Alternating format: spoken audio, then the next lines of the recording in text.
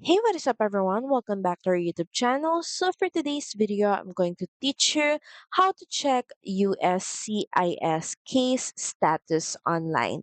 So first, you may want to head over to uscis.gov website, and from here, just scroll down and look for the manage your case section. And from here, click on check your case status link. And from here, all you have to do is enter your 13-character receipt number. It's on the notice you received from USCIS. Make sure to type it exactly as shown without dashes, but include all letters and numbers. Then once done, just head over and click on the check status button.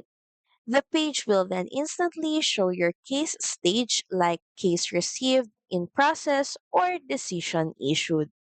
You can bookmark the page or sign up for email or text alerts to get updates automatically. So that's pretty much it. Thank you very much for watching this video. I hope that you find this video helpful. And if you do, please don't forget to like, share, and subscribe to the channel. And I will see you again on the next one.